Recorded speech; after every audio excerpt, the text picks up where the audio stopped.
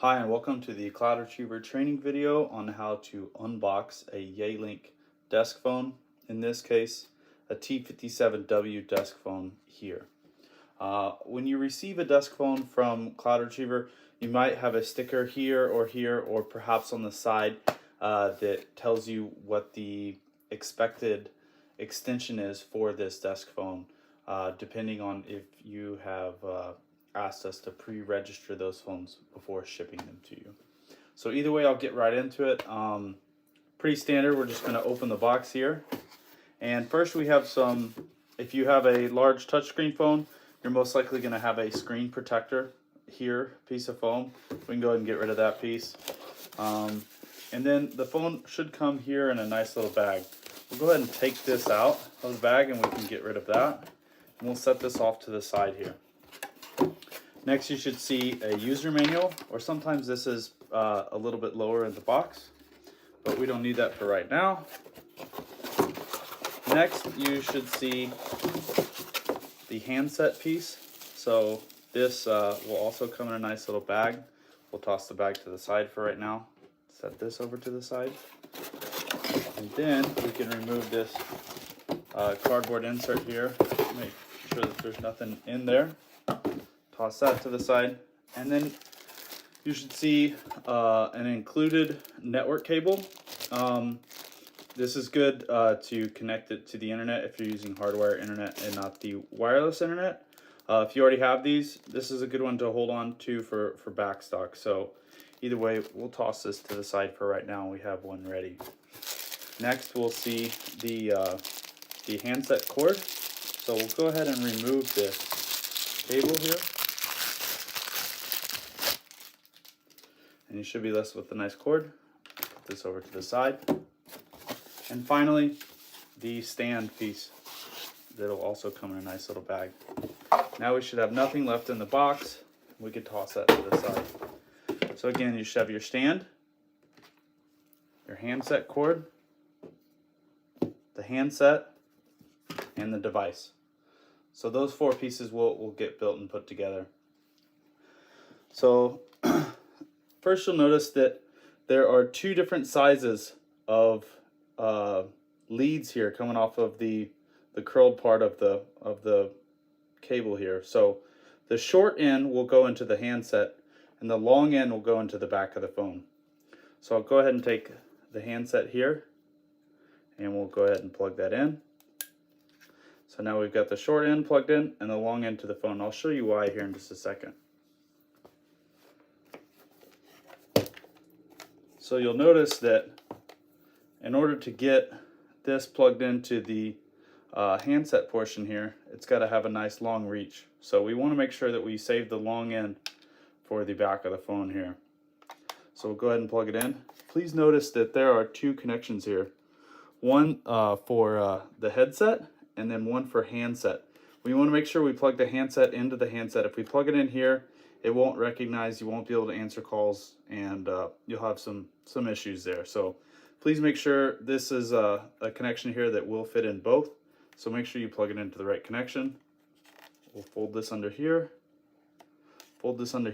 and that's how it should look when it's connected. Next, we'll take the stand, and then the stand piece, you should see two little tabs. You'll line that up here and slide it over. Finally, it should look something like that. And you've got your handset here. And there we go. So you have another option here with the handset hanger. This little piece here can pop out. And then you'll see that there is a little tab here at the top on one side and not on the other. This can be switched and put here with the tab sticking up. This makes it to where it holds onto the handset a little bit better. This is good for cases where you want to wall mount this phone. If you don't want to wall mount this phone, I suggest that you leave this connection piece turned the other way. Can be a little difficult to get out. Either way, we'll leave that in there for right now. Next, you want to supply power to the unit.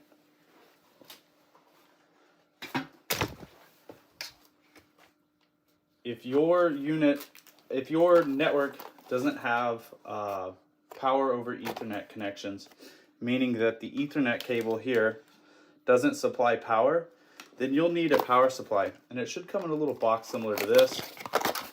And out of the box, it should look very similar to this. And this here will plug into the back of the phone. It'll plug in right here, just like this. And then of course this end into the wall if your network equipment doesn't supply power. In this case, we have network equipment that supplies power, so we're not going to use that cable there.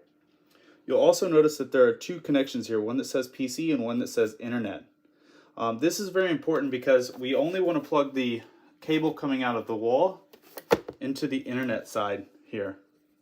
So we'll go ahead and plug this here into internet, and that should also supply power.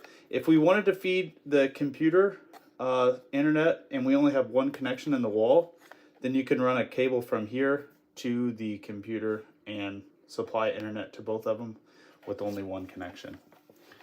You'll see now that the phone is booting up and initializing. So we'll go ahead and let it go through this process here.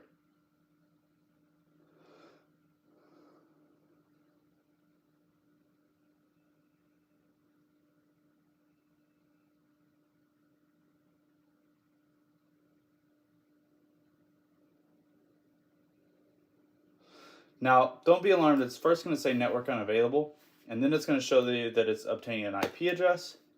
And since this phone has been pre-registered, it registered very quickly, came online, and registered itself really well. If pre-registration has not been done to the phone, this process will take a few more minutes longer. It'll go through some configuration updates. More than likely, there has been an update that came out for this phone from the time it was placed into a box until it arrived at your facility. So please let it go through whatever process it needs to until it finalizes. If you're having issues connecting at that point, please feel free to reach out to us.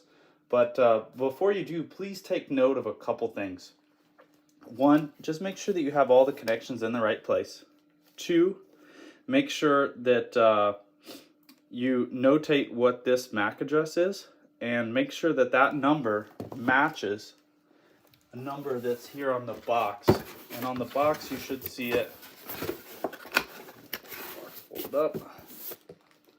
You should see the MAC address number on the box as well. And you want to make sure that those two numbers match, and that you have those numbers ready to give us when you call, so that we can address the issue as best as possible. And that's it for booting and getting the phone online. Oh, also one more thing. Let's take a look at, we can go to menu. We can go to basic. And let's go to Wi-Fi. And here's where you can turn Wi-Fi on and follow the steps to connecting the Wi-Fi. You can come here and go to no networks, easy connection, or scanning for available networks. And here's where you can select the network that you have maybe at your facility and follow the steps there. Just simply select it, enter the password, connect, and that's a different way that you can connect this phone to the internet. Always to get back home, we could just